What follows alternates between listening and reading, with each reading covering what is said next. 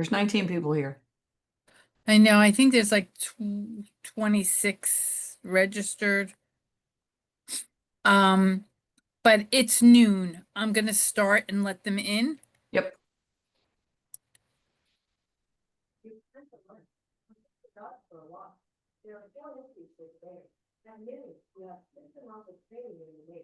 Is that your video we hear, Paige? That's fine.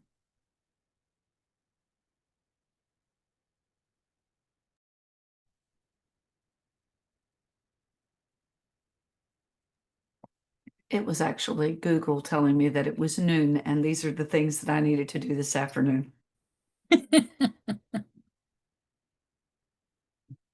So since it's 12, I can say good afternoon to everybody. Um, Thank you for joining us. Thank you, Craig, for advertising. We had a special request to put together a session of things that would be of particular interest for folks involved in marketing and communications. We are recording this session and by tomorrow afternoon, we'll get it out to Craig and he will share it out to all the colleges, to their marketing and communications staff. I'm Sherry Prupis. I'm Director of Teaching and Learning with Technology, supporting the 23 colleges. And our guest host today is Paige Durham. She's our VCCS accessibility expert, and she has some background here at VCCS as well. Paige, I'm going to turn this over to you. Thank you, Sherry. I'm going to go ahead and start sharing my screen. There we go. As soon as, oh, there it is. Hold on one second. I have to find all of the controls that I need so I know exactly where I am.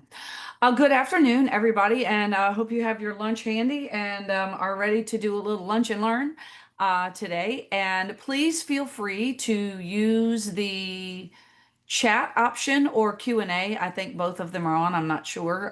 Sherry can figure that out in a minute.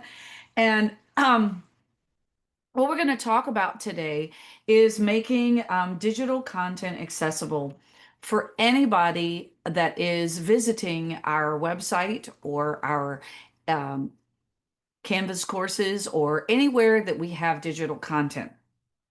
So let me get back over here to the right screen. So why does this matter? There has been a ruling from the DOJ that says everything that we do that is digital content must be accessible and meet the WCAG level AA standards by April 24th, 2026. And I just heard all of you through the Zoom just feel like the anxiety meter just went really straight to the top. But I want to like take a minute and for everybody to take a deep breath. Compliance deadline, which means yes, we have to be compliant, but compliance also means moving towards 100% compliance, not let's wave a magic wand and then ta-da, everything is going to be 100% compliant. And well, what could happen if we don't do these things? Well, if you don't, then the Office for Civil Rights could get a complaint and then they could do an investigation, which could mean several different things. A lot of it is really more or less a lot of wasted time and money when we can start doing small things now that will allow us to meet this compliance. The reason that I put in this OCR information is because I'm also going to call OCR later in this presentation. And I realized that that is super confusing. And, you know, in higher education, we have enough acronyms and I was not trying to be confusing. So I wanted to make sure that I clarified exactly OCR and then another OCR that means something else. So back to what is this WCAG 2.1 level AA? Well, it is an accessibility guideline that provides a comprehensive framework. And this guideline I'm sorry, my screen just went away. This guideline is actually very complex. And it is so complex that I want to kind of give everybody an idea of what it looks like. So the guidelines for 2.1 are the letters that you see on your screen. Perceivable, I'll try to say that again.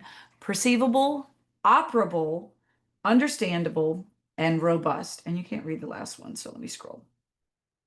So what does that mean? That means that users can see, hear, or read the information through alternative formats. So alt text, video captions, and things like that. Operable, users can navigate and interact with content. This one is tricky, specifically because we have in the past liked to use things like the fillable PDF forms. I'm going to go ahead and throw a link in here so that you can see the entire 2.A guidelines. Understandable. And when we're talking about those PDF forms, sometimes it's not understandable because the navigation is incorrect and it jumps all over the place.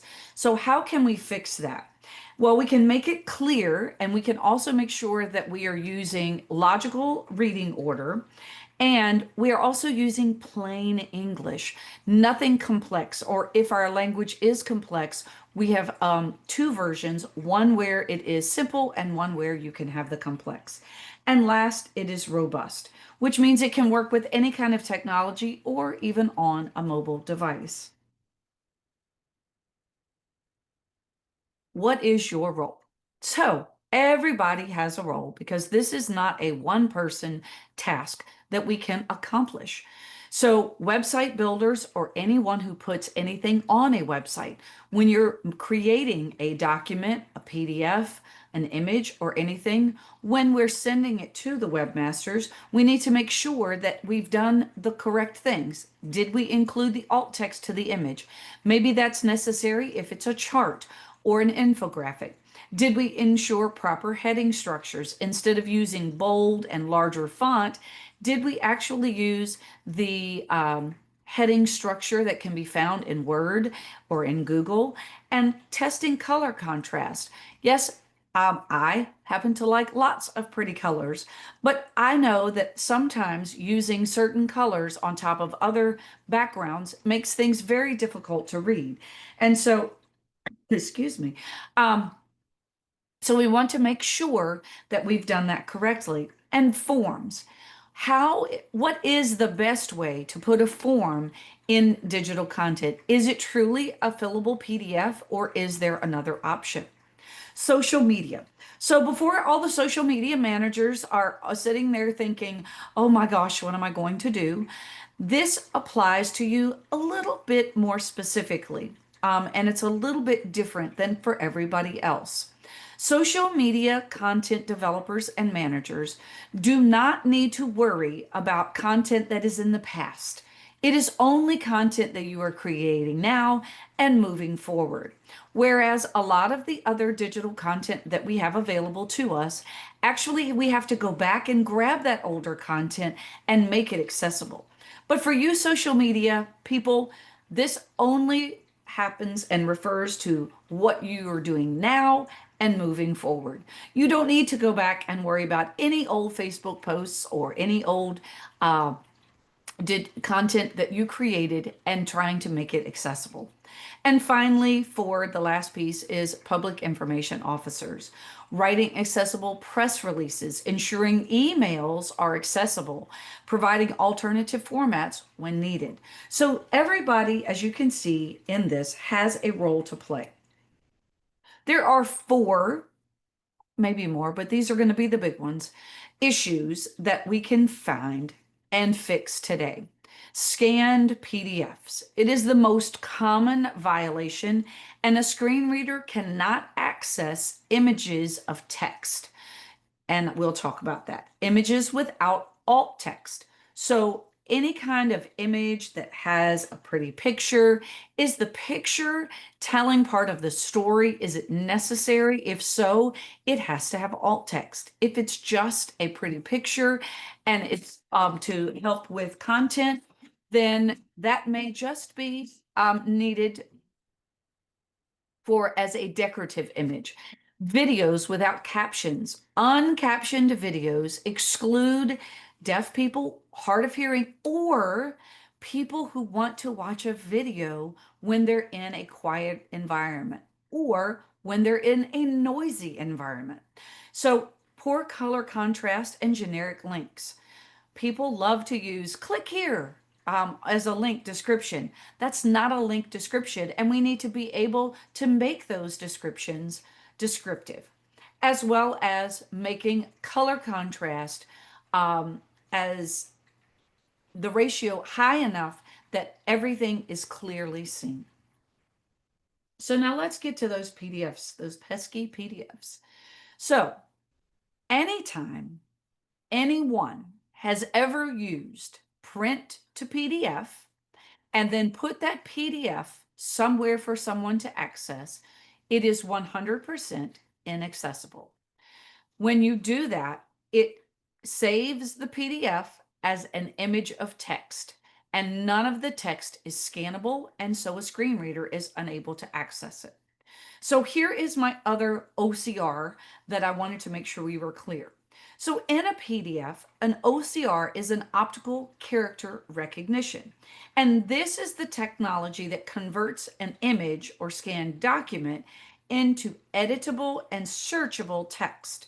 So in an accessibility workflow, a document through OCR ensures that a screen reader or other assistive technology can recognize and read the text instead of treating it as a full image. So use OCRs and tagging tools like Adobe Acrobat Pro. However, I don't have access to Adobe Acrobat Pro. I have access to a free tool called Pave, P-A-V-E. And I'm going to also put this in the chat for you so that you can take a look.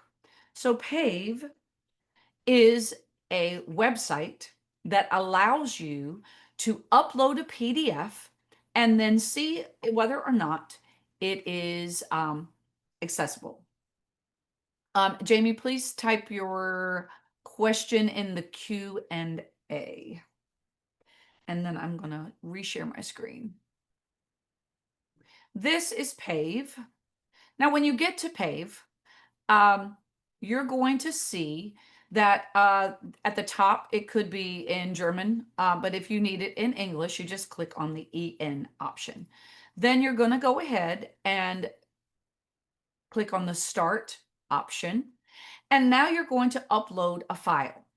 So I'm going to find a PDF that I happen to have somewhere. Handy, maybe not so handy.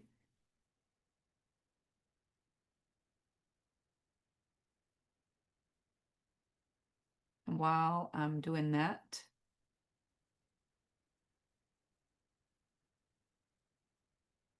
well, you know what? We're going to take this one. It will work. So it's now the document is there and it's thinking. It's also doing some automatic correction. And as you can see from the very small, I'll clickbait this. So this is the PDF that I uploaded. You can see that this is very complex and also quite the hot mess. So what I'm going to do now is I'm going to go over here to these tasks and I'm going to click on Edit Properties. The first thing I'm going to do is make sure that it has a title, and it does. Then I'm going to make sure that I choose the language. Now, if I scroll down to the bottom, I can click Save. So now I have fixed issue number 1. Some content is not tagged. If I choose Show Issue Details here, I have when hovering over elements on the page to the right, green elements mean they're tagged. Red elements are elements that are currently untagged. So let's take a look at this. Now, I'm obviously, this is going to require me to do quite a bit of fixing. So I'm going to show you a different way to do this PDF because it does have a lot of text and I can't tag this ginormous image that has all of this text in it and fix this in Pave. But what I now know is that I need to make sure that I take this document and I redo this in a way that makes it 100% accessible. So if I go over to reading order, which is the last piece, you can see that I have different, oh, there we go, areas. And if I highlight the area, it tells me that what it is that I'm looking at. And this reading order is the order in which a screen reader would read things. Words today are hard. Now you can see right now we're getting into some trouble because if you're looking at my screen and you see what I have highlighted in purple, what the screen reader is going to read is exposure, incubation, early symptoms, advanced symptoms, death. Virus enters last 2 to 21 days, but most usually it's reading from left to right, not in the column structure that we see visually. So that's going to be a huge issue. So you can see that this PDF is going to need a lot of work.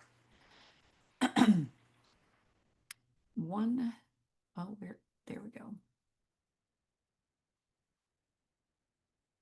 Now I'm going to take and show you, I'm going to show you a different form. And this was a little bit, this is a enrollment request. By the way, once you make the changes in Pave, you can save them and download the document. So that would be back under tasks. So I'm going to go back and I'm going to upload a new file. And this one is something that you probably will see. And this obviously is an enrollment request. So Pave was automatically able to correct 32 issues, but there are still things that exist. One thing that PDF accessibility checkers are going to find, and happens a lot, is missing titles. So we could add the title.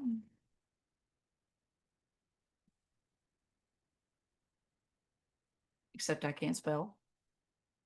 Okay. And it is, we can just go ahead and pick the language. I don't know why it's, there we go. And it tells me who the author is, and now I can click save. So now I've fixed that issue. Some tags are incorrectly nested. So now when I go to this, please notice when I hover, it's going to tell me that this structure element is incorrectly nested. So I don't, which we know is a problem. Oh, no, sorry, that's not what I wanted. So if, as I hover, the red elements are things that need to be fixed. That's a lot of information in this that is obviously incorrect. And we also know that there is no alternative text. Now, funny that now that I hover over this, it says figure has no alternative text, but we see them as checkboxes, but that is not how they are tagged in the PDF. So you can see this PDF again is going to require quite a bit of work in order to fix it. So what we're going to do now is we're going to talk about what's the best way to make this PDF, this fillable form, accessible. If we are absolutely in love with a fillable PDF, then we have a couple of options. We can go to Adobe Pro and fix all of the accessibility things that we found wrong. Or we can go to our collaborative generative AI, and I'm going to use Gemini for this. And I'm going to, yep, oh, well, as soon as I get a new chat. And I'm going to actually add that file that I just had open, that enrollment request file. I need to make this a fillable PDF that is accessible.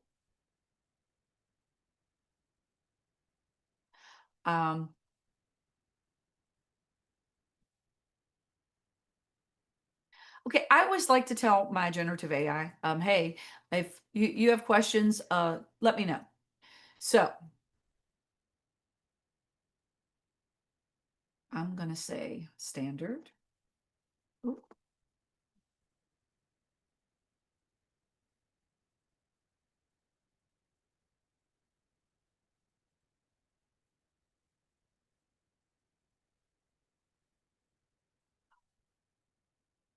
I'm going to go ahead and say these need to be independent checkboxes. 3.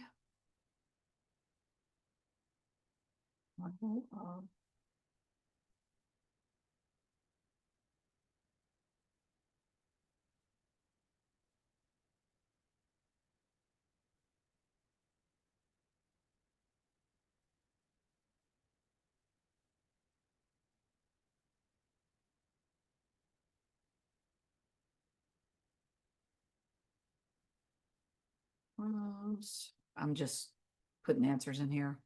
Oops.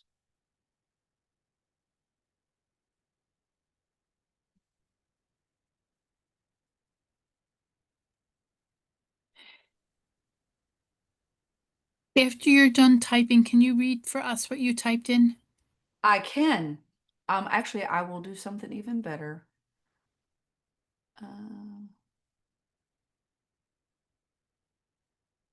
You should be able to see it now. Thank you. You're welcome. All right, so what I answered, I just answered the questions that Gemini asked me. And now I'm going to go ahead and click submit.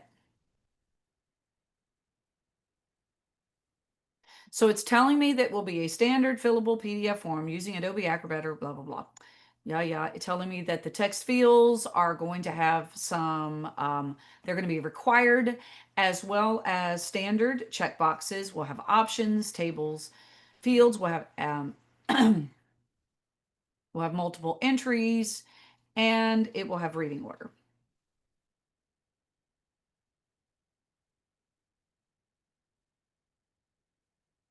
And now I'm going to say continue.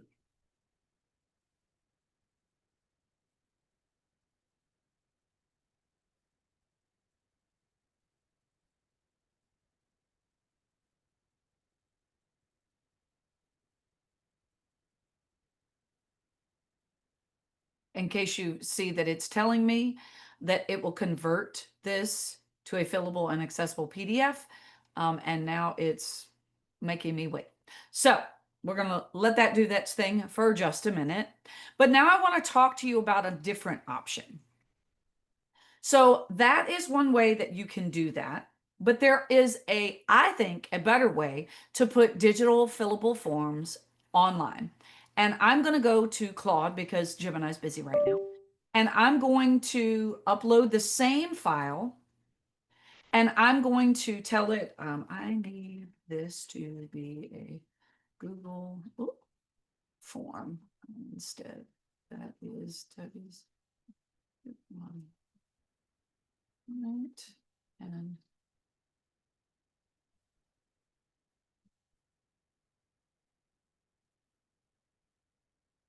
so now I am in Claude, and I guess I'm going to have to make this bigger too. And I told Claude, I need this to be a Google form instead of a fillable PDF. And I told it to show me how to build it. Now, please understand that Google Forms, Microsoft Forms are interchangeable. You can use either.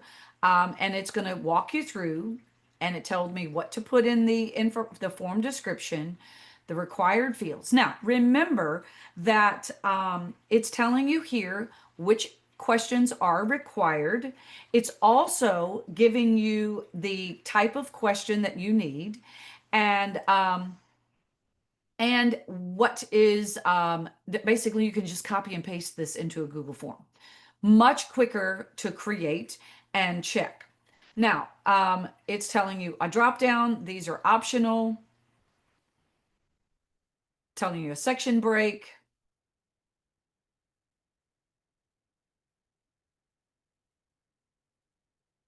And so it walks through the entire process and shows how you can, and you can use, again, I just use Claude because Gemini was busy. And to do this, you can then check it by using Tab, Shift, or Tab Space Enter in order to maneuver through the form. A lot of times people don't think about someone who doesn't have the ability to use a mouse. If you can't use a mouse, then you can't click through the form and move the cursor to the necessary fields where you need it. So that's why we're talking about this. Now, if you wanted to, I could also ask Claude.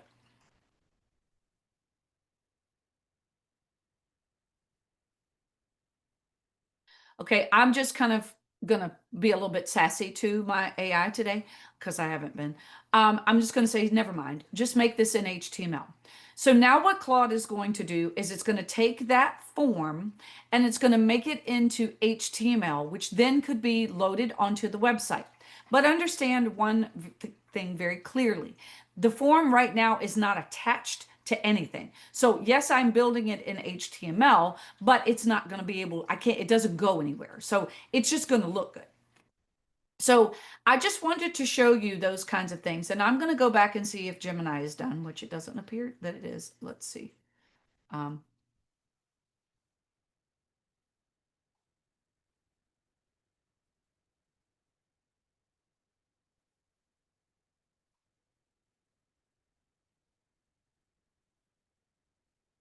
Ah, so, and this is, I knew this was what this is telling me, that it can't make the PDF for me, but it can tell me how to make the PDF. So there are, you can actually make a PDF in certain AIs, but Gemini is going to tell you that you can't. But again, you can have this process and the steps necessary to convert an inaccessible PDF into an accessible PDF. So I'm going to go back. Oh, he's not done yet. Claude's still doing his thing. And I'm going to let that continue to do its work while we move on. So what I want to show you now is Microsoft and Google Forms. And both of those are much better options for fillable forms. If and when we can move away from fillable forms into digital forms, we will make things a lot easier as far as accessibility is concerned. The left side tells you how to do it in Microsoft and the right side in Google. And I'm going to share this with you after the at the end of this session. So you'll actually have all of these steps given to you. So the most accessible question types when we are creating these digital forms: multiple choice, check boxes, short answer, paragraph, drop down, linear. What you need to be careful with are three different kinds of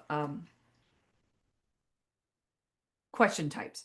So you have image question types, which can be a problem if it needs to be alt text and it's missing. Grid or matrix questions, those are really hard to navigate with a screen reader. And images in question text. So if there is essential information that lacks alt text and the image is not is actually part of the answer, we need to make sure that we have done that. So the real question isn't the question type, it's making sure that we have added the necessary things to make those question types accessible. Now I'm going to go back to Claude and show you what it created in HTML. So here we have a document now that is in HTML. I can click on the drop down. I can choose the year and notice that it is clearly marked the required sections.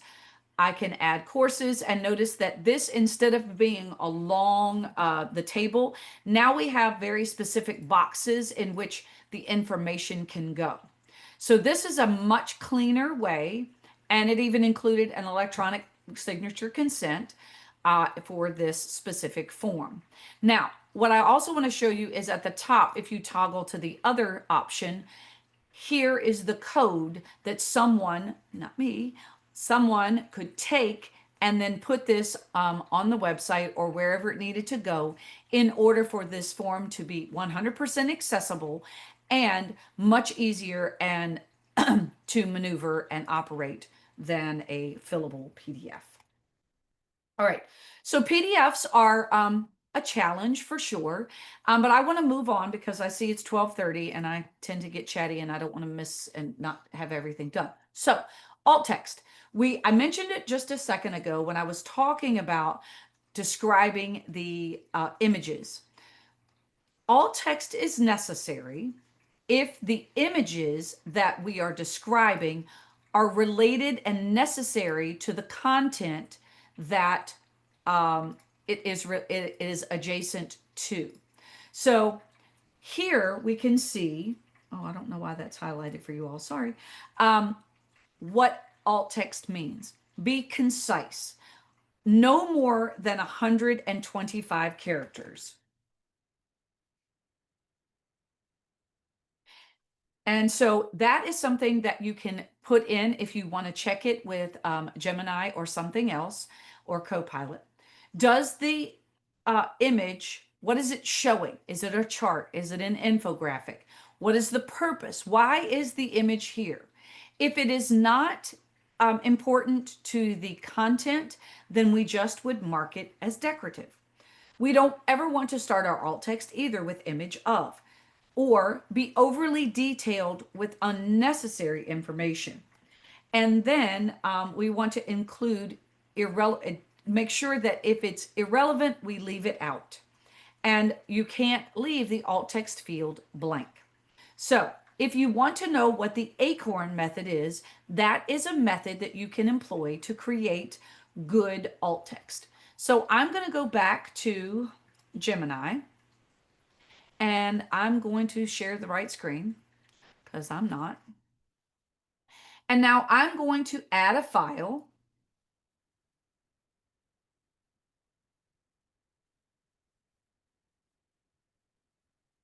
I'm going to try to find one that's pretty complex.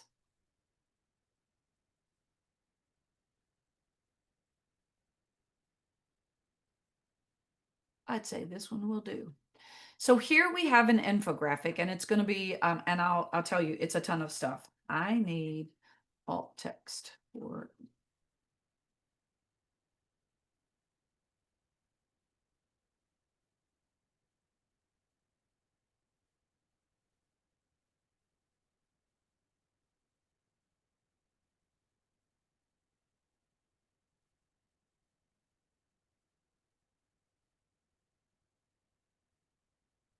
So what I have asked it is, now you can see the image is pretty complex. I said two things.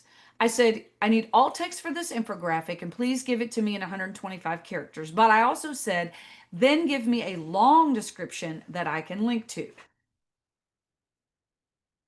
I also like the way Gemini talks to me. It's very nice. So it's telling me there are two options for alt text. Infographic for AI for teachers, visual guide for AI for teachers, and it's telling me what is there. This is the detailed description. It's also telling me where it came from. And this is all of the information that is in there. So if I said to Gemini, if I want to put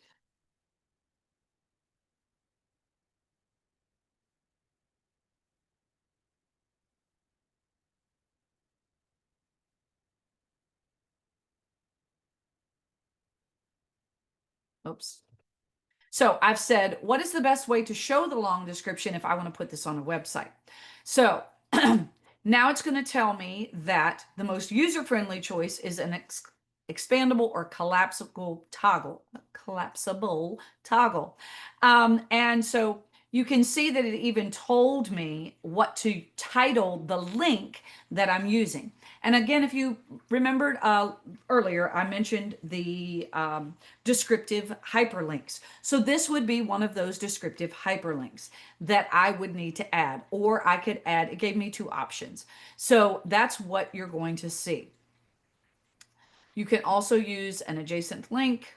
And so there are options for how to add a long description when needing to put something as complex as an infographic.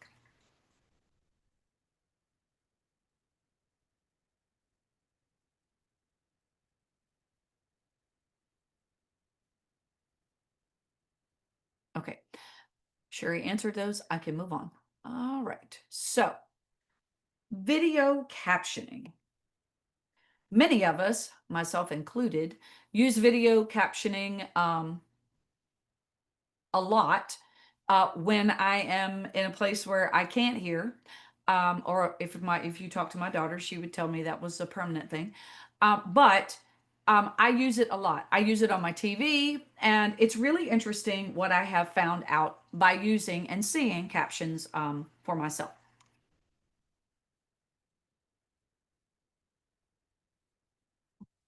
Anything that is recorded and posted must have captions.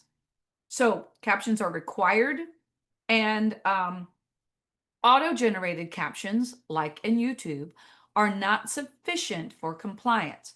And that's something that is very, very important. And in order for us to make sure, we have to have a way that we can do that. Zoom does a great job with giving you a transcript. And then you can review the transcript, and then you can make any edits, and then you can upload the two things together and YouTube. And now you have a captioned video that is compliant. So, open captions is something that is necessary for social media. What are open captions?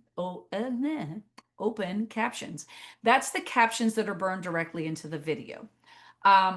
They're always visible and they cannot be turned off. So, 85% of Facebook videos are watched without sound. So, that is a great place that should include open captioning. That means it is accessible and it also helps with engagement and reach. So when we are using open captions, we can use native platforms such as in Instagram. Oh, let me get to the next slide since I'm talking about it. Or Facebook. TikTok also enables auto captions. YouTube Shorts can be added through the YouTube Studio. Third-party tools such as CapCut, which is free, Descript, there's a paid version, Capwing, which is an online editor, and Rev. But I'm also going to tell you there is an AI that will also help with open captions, and it's called Visla, V-I-S-L-A. Visla will put open captions in any video that you make. I'm going to share my screen and show you a quick video what I mean. So this is a Visla video that I made, I don't know, some time ago. Music is more than just sound. It's the a mirror, captions that you see a on the reflection screen of who we are, what we believe, are burned and the in world and they cannot we be live in. turned off. In the 1960s, gospel and soul became the soundtrack of the I also have the transcript over on the left that I could do. What I love about Visla is that I can edit this video in any way that I want. I don't have to keep it as it is, even though I made it in AI. I can edit all of the sections. I can add my own B-roll footage. I can change the voice type. I can do all of those things. So that's just another tool that you can use in order to make open captioning. So you're going to always let the AI create the captions, then you're going to fix all of the errors. So you don't want to spend more time than you need creating or typing out captioning. Use a service in order to get the captions and then fix the errors, or A lot of times, one of the things, I was at Germana long enough, and Germana was a word that no captioning service ever got correct. It was Germ, Anna, or German, Anna, never Germana. So, you know, you have to sometimes go in and fix those kinds of jargon or specific words, and then you can adjust the appearance, and then you can share it. Now, I'm not logged into Visla, so I'm not going to go through and show you all of those things.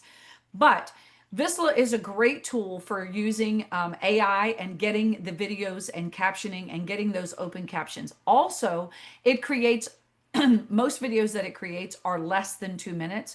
So they're kind of that's a great tool for social media.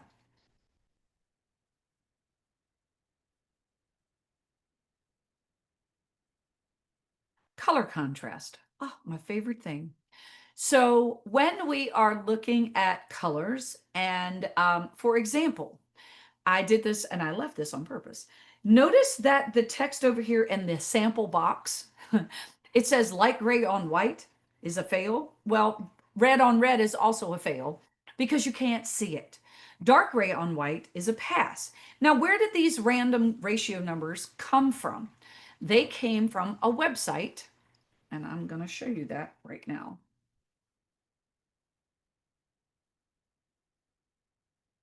Called webaim.org resources contrast checker. I really can talk today. I don't know why I'm so tongue-tied. So this is that number, this is that ratio and where it comes from. You also have some little helper tools down here at the bottom. So now let's go back to that fantastic red that I just had. And notice that as soon as I change that, I have mostly fails, but 2 passes. Now, if I really want to, that's the foreground. So that's the font color. Now let's change the background color.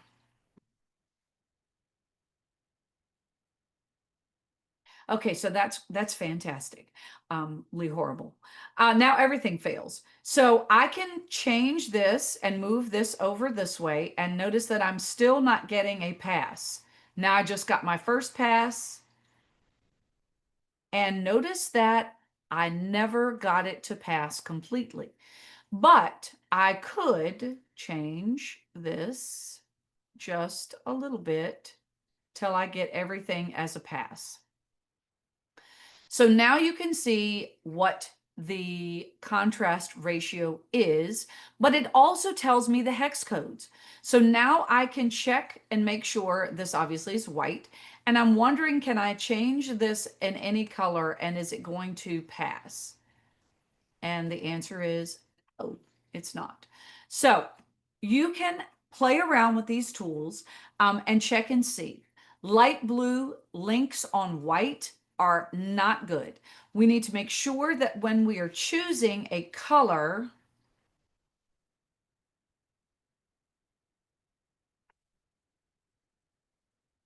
oh, too many F's, sorry. And now I'm going to choose a blue. You can see that this blue sort of passes, but it doesn't pass at the AAA. Now, we are not required to be compliant with the AAA, but if you have it in front of you, then why not see what is going to make it appropriate? So now we can see it passes AA and AAA compliant things.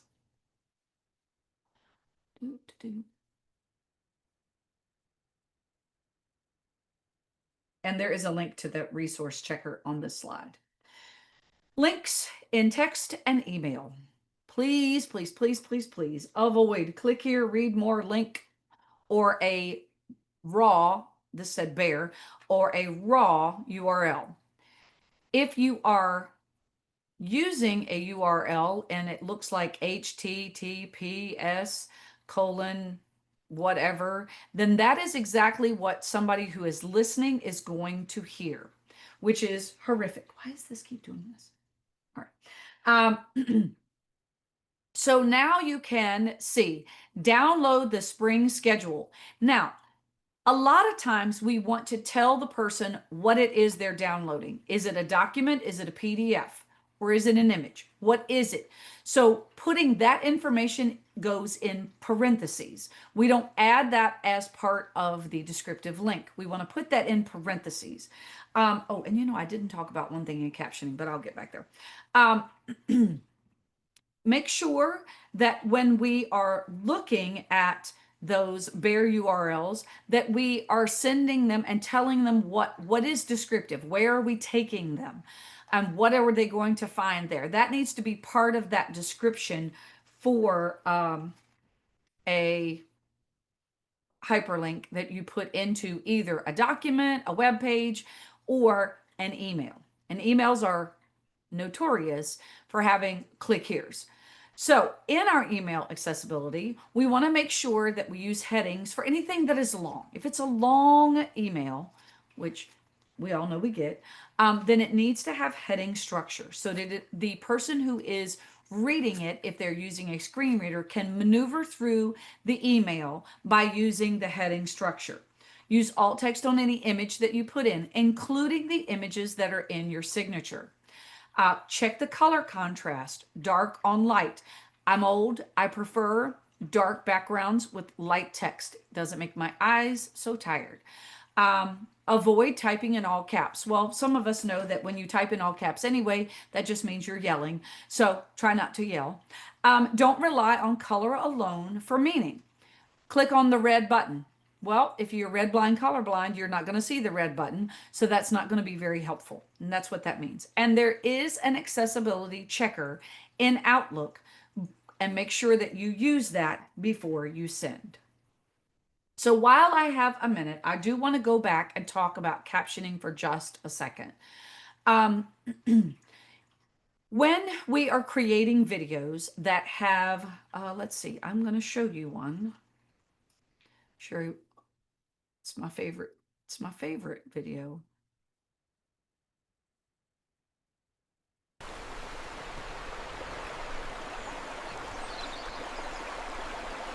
Okay. There's no sound to that. Okay, maybe the brook, but we're not really worried about that. However, if we are sharing information like that was, and there was information in that video other than sleeping dog on porch, then we want to make sure that we caption the action that is happening. That can be difficult if we are thinking about what it is we're doing. However, we only need to caption information that is audio that is important to the content. And the best example I can use is this. If we were watching a video and people were in a room and all of a sudden they have a frightened look on their face and we don't know why because we're reading the captions.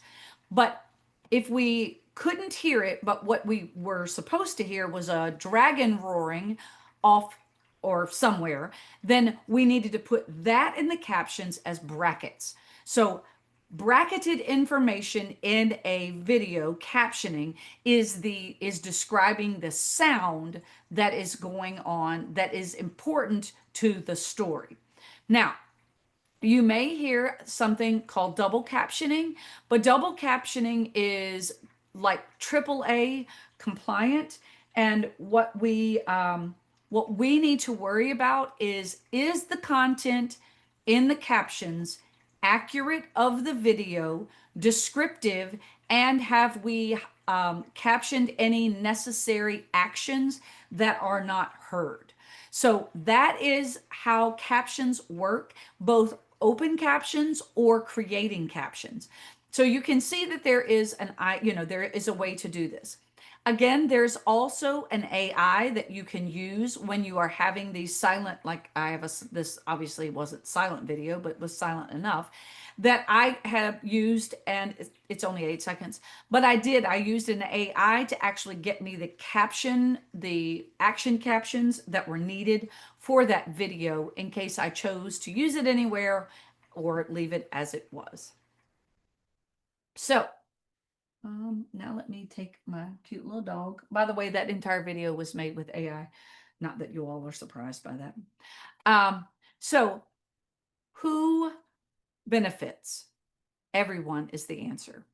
I think I've given you enough information to understand that we're not talking about necessarily only people with permanent disabilities. We're talking about people who may have a temporary disability.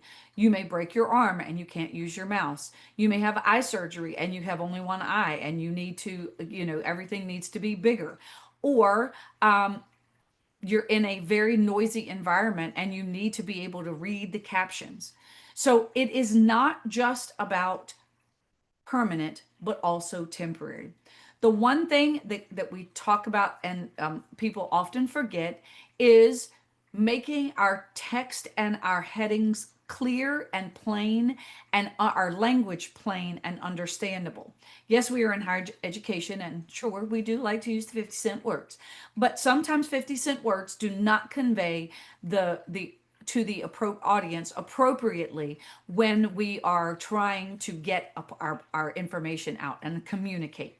So we need to think about that. We also need to think about consistent navigation. Is everything the same? Can everything that you're doing, is the UI, which is the user interface, is it manageable for someone who is using just the keyboard or is using a screen reader? So we're all in this together, and we all know that some of us may have undiagnosed disabilities, and these are the things that we need to give them in order for people to be successful. And this goes for anybody, whether it's staff, it's students, it's the general public. All of it is very, very important. So these are some quick tools that you can use. So Wave is a place where you can test websites and it will tell you where is wrong. Microsoft Office has a built-in accessibility checker in Word, PowerPoint, Excel, and you're going to find it under the Review tab. In Google, you're going to use Grackle, the extension, to find any errors in accessibility. You can also use Grackle to fix those errors and change and make any kind of, oh, I did it again. Make that information accessible. And finally, if you have access to Adobe Acrobat Pro, you can create and check accessibility.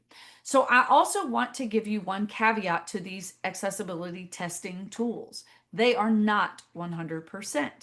One of the things that I have noticed recently is that I have created documents in Word purposefully with missing all of the things that I talked about today. And it catches a few of them, but it does not catch all of them. So we still need to know and understand what we should be doing when we're building documents, but we also can use some of these tools to help us locate and find things that are inaccessible and make them accessible. So, and we already tested a document and we will skip the web page for now. So 3 immediate action steps. Start small. So today, practice writing alt text. You know what? If you're not sure how to write alt text, use Gemini and Copilot. Have it write your alt text for you. And then you can review it, edit, and then put it wherever you need it to. Use the ACORN method: accurate, concise, objective, relevant, and necessary. If it isn't necessary, then make sure you mark it as decorative. So that's one thing. Practice one thing today. Next week, start looking at color contrast. Check 3 of your most used materials. Go in and find their hex code and test it in that WebAIM contrast checker that I showed you. Fix one of them. If you start running into issues with a color that you're finding on a lot of documents, maybe that's the time to have a conversation about how can we change this color so that it is always accessible. And then the last piece of this is stop creating scanned PDFs. And the simplest way to do that is make sure you save it as a PDF and not print to PDF. And if that's your new default, then you're always going to have PDFs that are accessible. You can also change the way you are creating PDFs. Instead of creating PDFs, make it HTML, make it a Google form, make it a Microsoft form. Change the structure instead of keeping what you have just because it is the way you currently have it. If you do this one document at a time, then over time, you're going to see that you have all of these new materials created and now they're all 100% accessible. Again, I said earlier in this, we had 6 minutes.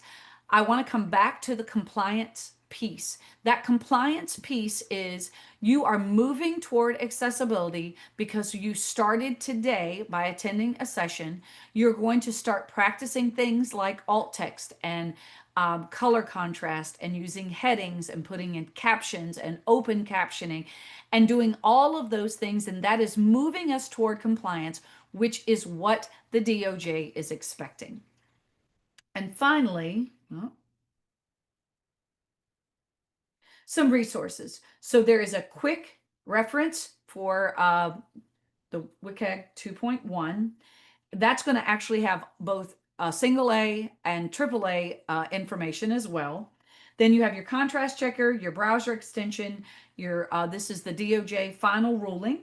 And if you're having issues, please feel free to reach out directly to me. You can use either of those emails, and I check them both. And I will be glad to help you answer any questions or figure out a way that whatever it is you're trying to work through, if what the solution is and the best way to get there and with the most efficient. And finally, the last one is a quick reference that I created specifically for this group, talking about the 4 big accessibility issues, a daily checklist, some tools, and some things to start today. So before I am done, I would like to share this link to the presentation with you. And there you have it in the chat. Please feel free to let me know if there's anything there that you have questions about. So now I have 4 minutes because I left just enough time to answer any questions that you all may have. And I'm going to stop sharing my screen so that I can answer them if I see them. So there were several questions that were specifically about forms and VCCS software. So I am getting information from ITS on that. I believe the answer we're going to get is that we should be doing a lot of marketing work that has forms in Salesforce. And I'm going to find the person who coordinates those efforts. And if we need her to talk to all of us about Salesforce, we will arrange that. So give me a little bit of time. Everybody seems to be at the EDUCAUSE conference this week, so I may not get an answer till the end of next week, but I will follow up on that. All right. Do I have to go in the chat session to pose a question, or can I ask you directly? You may ask it directly. You can ask it Okay. now. Yeah, please. I'm curious to know social media in particular. You know, typically if it's a linking document to a newspaper article or something like that, you're going to have to include the link. Can't hyperlink it, social media, not typically. So what would be your recommendation? So you're talking about a newspaper article, Right. Or and just another destination where there's more additional information. so you would just use a descriptive hyperlink for the newspaper article that you were including with the, are you talking about like a social media Just a post. a post? Yeah. Right. So yeah, you're gonna use the descriptive link. Now what I'll also say is this. Wouldn't that be the description, then the link? Because you can't hyperlink the link. I don't believe, not in Facebook or Twitter. You can in Facebook, you just put it in the, if are you talking about a video? Because No, the article, newspaper article, for instance, there's an image and then there's text to follow. You're linking to the document. But if I understand you correctly, we need to instill or create descriptive language in the link. Be easier, say, well, follow or learn, not learn more. Forgive me. I know that's Okay, I got you now. So so the newspaper article is a document, not actually a web article, correct? Is that first thing? yes. Okay. Well, it's So, publicly available though. I mean, it's the newspaper's website, not particular page. right. Sorry if So I'm being obtuse. I certainly don't mean to be. no, no, no. I'm being a little slow. Maybe the caffeine. I haven't had enough. So on Facebook though, what I do is I will put um in the description or the body of the post, I put the link. Okay. But you can't be descriptive with the link unless you say something beforehand in parentheses I, or brackets or something because you can't dress up the link.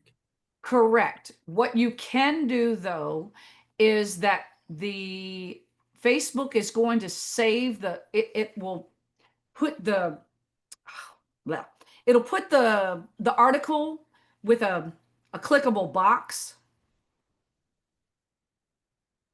And so you can say that the link is below. For more information, the link is below. And then they can click on that link. And you can be descriptive in what you're telling them is below. But I know what you're saying now. You can't change the raw URL in Facebook to make it descriptive. I got Right. you. Sorry, I was a Right. little bit slow. That's okay. Sooner or later I'll finally get there. All But right. yes. Now, but if I may follow up on that real quick, others have questions, but to follow up, with that link, I mean, that additional language to describe where you're taking the visitor via link, that's additional verbiage and word count matters. If I understand you correctly, it doesn't matter in this context to be compliant with WCAG. I've got to describe where that viewer is about to go should they decide to click on the link. I've got to describe it in some way, right? Not if the body of the post is if here's an example. Let's say you are giving a summary of a report, right? And you're saying the following report, the following linked report states blah, blah, blah, blah, blah, blah, blah. Click, and then you do not, because what you are already telling them that the report is linked and what it's about. So you're giving them the information. So yes, word count does matter, but if you are careful in how you describe or what your post body is, then that will allow you to not have to put extra words in to say where the link is going. Fair enough. Mm-hmm. Words are hard today. Yeah. Social media does not. Yes, LinkedIn is the same way. But you can also, like I said, in the post, talk about what is the link, where the link is taking them, and not have to do it separately. All right. So Usually when you put a link, a raw link in Facebook or LinkedIn, it will have the HTTPS and have the link, but underneath it will show you a picture and the first couple of sentences of it. right. So you have to play with it a little bit and see if you've got enough information on what it gives you. And the next question is what it automatically gives you, is that accessible? I don't know the answer to that. Well, and I'm going to tell you, and what I was going to say is this: if you cannot edit it, then you are not responsible for it. Correct. I like that. So if there's a newspaper article and the newspaper article is not accessible, that's not your problem. Fair enough. Yeah. If you can't edit it, you aren't responsible. So if everybody wants the keys to the kingdom so they can fix everything, then that's fine. But I personally don't want any more keys. Okay, I would like you all to join me in thanking Paige. There's a lot of information here. You will get she already sent you the link to the slide deck, and you will get the recording as well. So I want to thank everybody, and we will be working with you throughout the year to help us all develop good habits so that the things that we are creating from now on are accessible. That's much easier than remediation. But a thank you for your time, and a thank you to Paige. Thank Yes, you. And Jamie, you can unmute and